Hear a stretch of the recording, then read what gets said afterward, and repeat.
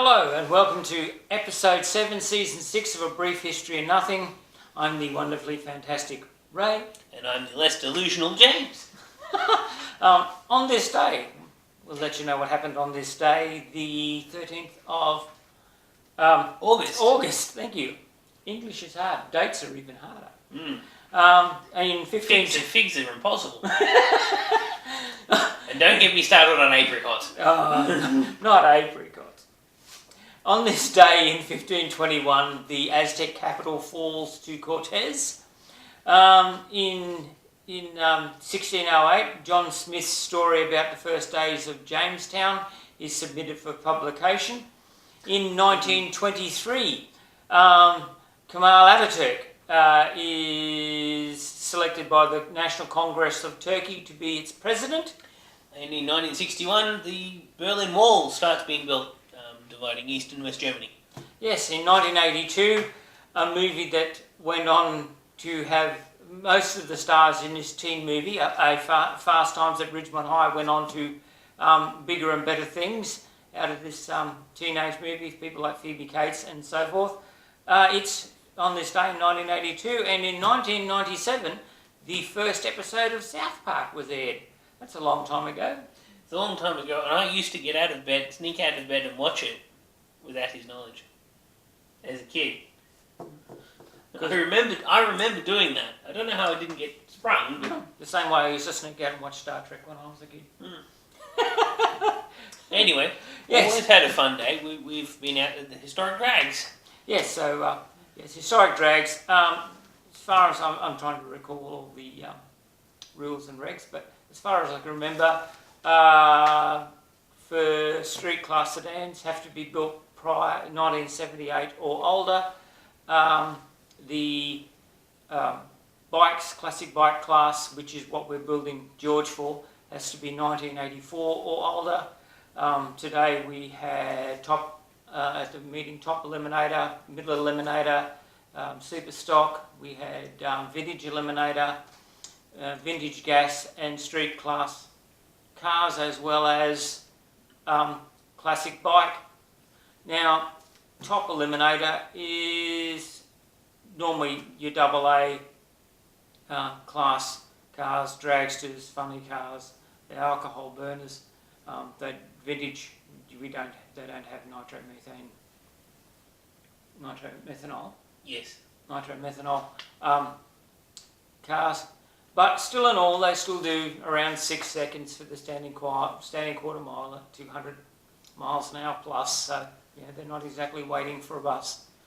And then your middle eliminators, they're normally small block powered Ford or Chev or whatever.